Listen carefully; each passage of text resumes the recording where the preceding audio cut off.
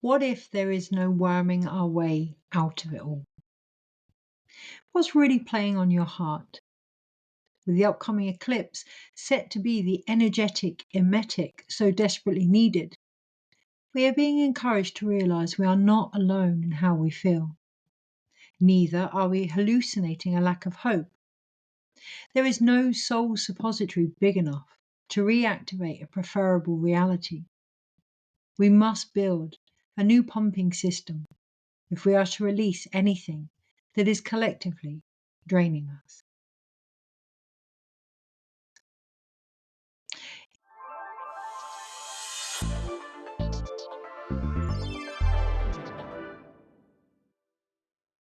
It's shit that ever since I reconnected to the angelic realm, my life has fallen apart.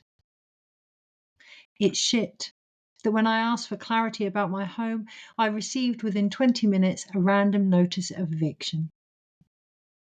It's shit in seeking guidance about my work, the healing book that day was a no-show, blocked like my Instagram page from finding me. It's shit. The many repetitive cycles occurring showing me what I'm clinging to. It's shit. The stories of not being seen. It's shit. The feelings of having my needs ignored. It's shit. Trying so hard and getting nowhere. It's shit. Feeling alone, unimportant and unloved. It's shit. Seeing everything in chaos and being unable to change it. It's shit. Being aware of the conflict and injustices. It's shit that my mum is dead. That on some level part of me died with her.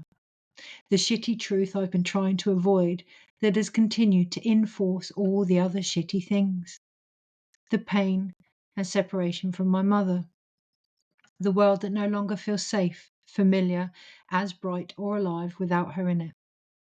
The excruciating awareness I've let this stop me from doing the one thing she would insist on.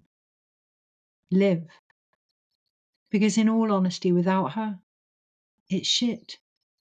And it needs clearing out, the structure checking and rebuilding so everything can flow again, without the blockage of outdated shit. Which is exactly what is happening, regardless how I may feel about it. Not outside, the cesspit of our home being flushed, a macro-micro reflection of the current necessary collective clear-out. Or even the pangs in my chest, reminding me of this month's theme tune, Angel playing with my heart, as I hear my mother's voice singing the words of love she once had to my child Sal, this time encouraging me to let go of the distractions that have stood in the way of who I am. But the grief of my loss, the guilt, perfectionism, and assumptions I have on myself for daring to let it all go. Brought forth on the anniversary of her funeral yesterday, alongside the Saturn and Sun Kazemi, I found myself in a pit, full, overflowing even, with loss, despair, separation, born from the naive, childlike belief it was my own lack of faith that had somehow led to my mother's passing. Despite drumming as she took her last breath, bathing her body, speaking at the eulogy, it wasn't enough. In that moment, as I became deafened, hardened to the subtle whispers that can only ever be heard in the profound depth of introspection. My heart had believed it wasn't enough, that I couldn't love enough for the change it longed for. This morning, of course, I can see the illusion of this, as well as any secondary gains that prevent me from living my life to the fullest, because the reality is, I don't know who I am without her. She taught me everything, from being of service, what womanhood meant, through to worth and how to love. The even harsher truth is, not all of it was positive, but born from her own wounds. And that's the real shit, the clearing of what made my mother so perfect, so I can feel her expansiveness beyond my perception, and in turn see my own potential, free of the restrictive assumptions placed on us both, as we together die and are born again, continually, divinely dissected, digested, and dumped.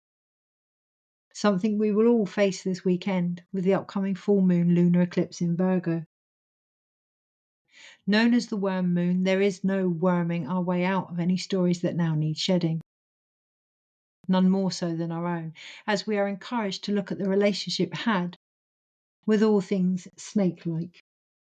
From Kundalini rises and the feminine through to Amaru, the mother of waters, and our very connection to the earth. It will be in how we observe our emotions, for the intuitive certainty they bring that will define what's a load of shit and what now has become the legitimacy of our own human legacy.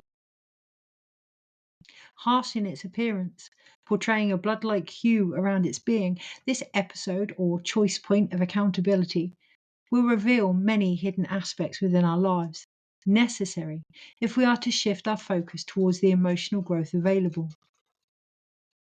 With the sun in Pisces, there is a potential culmination and fulfillment, provided we can move through the initial restriction of a Saturn and Uranus sextile.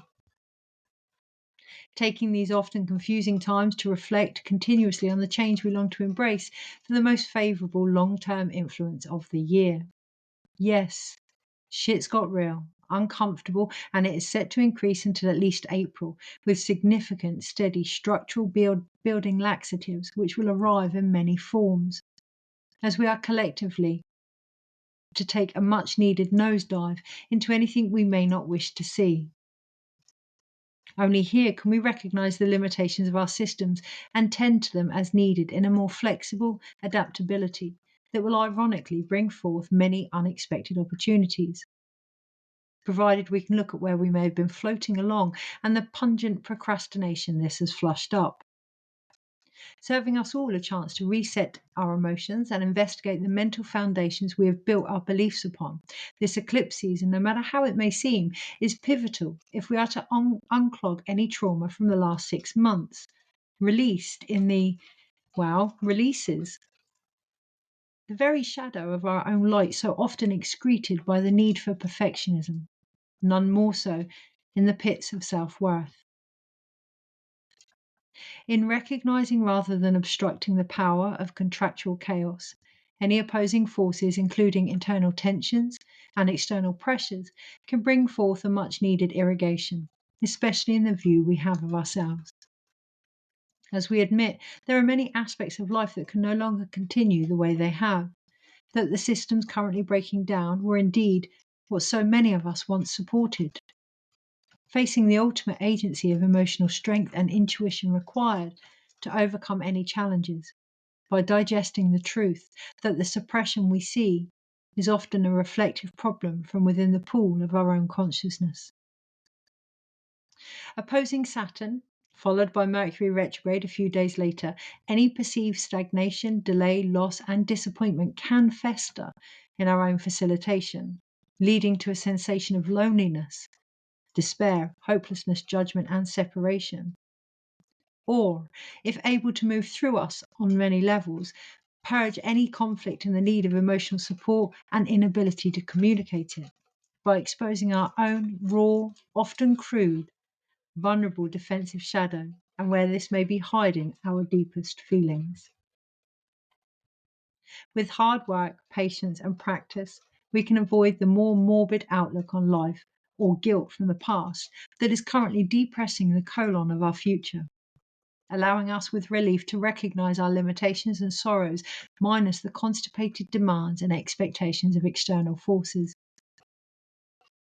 With the full moon trine Uranus, relaxing our inhibitions, particularly the fastidious nitpicking, we do have the potential of stimulating exciting solutions that may appear sudden or unplanned through the more freely expressed initiative and determination held back until this divinely timed choice point of transition. The reality is, when you gotta go, you gotta go. In stepping back, waiting for any confusion and at times darkness of the soul to clear, any exhaustion of mental loops, constantly pushing and controlling environments can make space for the more enduring, substantial, universal systems that have been slowly building in the background to emerge. Blending common sense creative flair, and calculated risks, we will not only avoid missing the mark, but find ourselves beautifully out of order in the space of cosmic chaos. As from here we embrace the reality of outdated timelines and traditions being respectively modified with compassion and consciousness. That does mean we may need to break things down to see what is really happening. In any lunar eclipse, as the sun, earth, and moon line up, the earth's shadow covers the moon. Internally, we may sense this through the burying of our own emotions in physical actions, building on the one side an active sense of worth beyond flattery and egoic ambition, but on the other, possibility of lack, disbelief, and fault finding for the soul secretions needed to purge them. It is here we could feel the divine divide, ironically not in structures, realities, or wokefulness, but the separation, be it them and us, dark and light, masculine and feminine, endings or beginnings, for the collective bunging up of any potential completion that now needs an energetic emetic, which this eclipse is set to deliver, PR, through our public relatability. It's no longer about looking good, having all the answers, doing the right thing, being something we are not. This week offers a chance instead to identify the process of this inner critic and heal through the mental reset many will be feeling. This is going to take compassion, kindness, emotional intelligence if we are to look at the very pungent potential that continues to guide us. By taking care of ourselves, observing any negative self-talk and sabotage, we will get through the sewer of suppositories currently being inserted, be it on social media, mainstream TV, and dare I say it, in our own peristaltic appearances. Occurring not only on Pi, but World Sleep Day, creative cycles are set to rise for the fecal formulation of much needed small steps towards the heart's desire, encouraging us to make any decisions through what we craft rather than actual choices with Venus retrograde. We can expect more of a wake-up call rather than a call to action as we strive for a balance of our day-to-day functions and the impact these have upon our spiritual health, if we are to remain regular in the reality we wish to see. With precision, attention, responsibility, and the visionary focus found only in the presence of all life's twists and turns, it is in the very bowels of our beliefs regarding work and service, criticism and acceptance, and integration over interrogation that we will find our emotional needs met, albeit through a crisis of consciousness for some, particularly regarding lack.